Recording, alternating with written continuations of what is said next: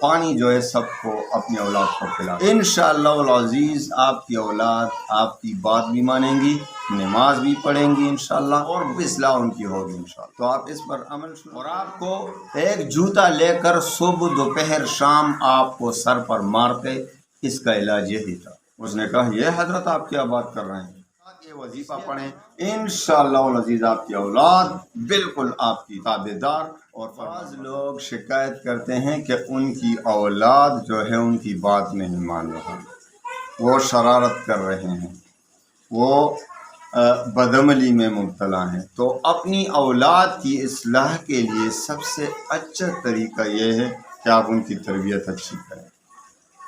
ایک تربیت اچھی کریں، دوسری بات یہ کہ ان کے لیے دعا کیا کریں، کیونکہ حدیث میں آتا ہے کہ حضور صلی اللہ علیہ وسلم نے فرمایا کہ بچوں کے لیے، اولاد کے لیے اپنے والدین کی دعا ایسی ہے جیسے پیغمبر کی دعا اپنی امت کے لیے.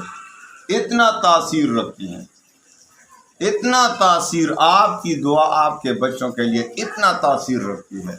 تو اس سے فائدہ اٹھائیں، ان کے لیے خوب دعائیں کریں اللہ تعالیٰ سے.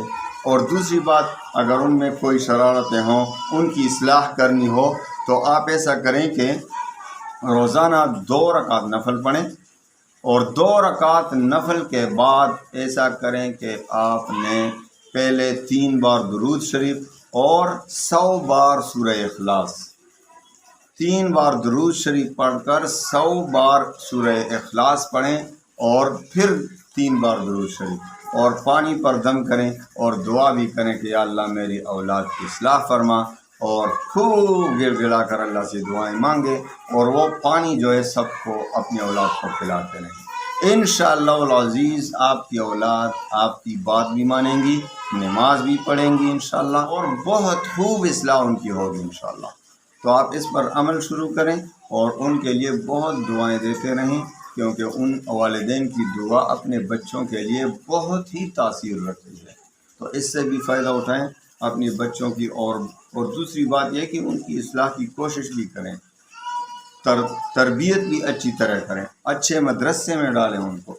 یہ نہ ہو کہ آپ نے، وہ ایک شخص آیا مفتی رشید احمد صاحب رحمہ اللہ تبارک و تعالیٰ کے پاس کہ حضور میری اولاد میری نافرمان ہے، میں نے امریکہ بھیجوایا، ان پہ یہ ڈگری کی، ان پہ اتنے اخراجات آئے، یہ کیا وہ کیا وہ کیا.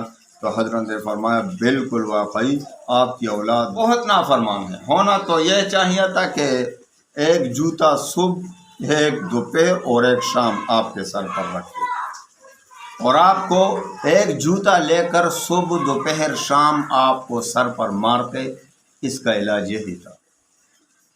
اس نے کہا یہ حضرت آپ کیا بات کر رہے ہیں. اس لیے کر رہا ہوں کہ آپ نے امریکہ بھجوایا، آپ نے اس کو کسی قاری صاحب کے پاس نہیں بٹھایا، کسی عالم کے پاس نہیں بٹھایا، آپ نے امریکہ بھجوایا، خوب اخراجات کیے. تو وہ امریکہ کا فلسفہ تو سمجھا، اسلام کا فلسفہ تو نہیں سمجھ سکا. تو آپ اس کے ذمہ دار خود ہیں. جب وہ آپ کی بات نہیں مان رہا تو اس میں غلطی آپ ہی کی ہے، آپ نے تربیت ہی ایسی کی ہے. تو پہلی بات یہ ہے کہ آپ اپنی اولاد کی اچھی تربیت کریں، اور دوسری بات یہ کہ ان کو اپنے مدرسے، اچھے مدرسے میں بٹھائیں، تعلیم دلائیں. ٹھیک ہے، اسکول کی تعلیم بھی دلائیں، لیکن ساتھ اسلامی تعلیم، قرآن کی تعلیم، حدیث کی تعلیم بھی دلائیں، اور ساتھ یہ وظیفہ پڑھیں، اور ان کے لیے دعائیں کرتے رہیں. انشاءاللہ العزیز آپ کی اولاد بالکل آپ کی تابعدار اور فرمان بردار بن جائے گی. اللہ تعالی ہماری حالت پر رحم فرمائے. وآخر دعوانا الحمدللہ.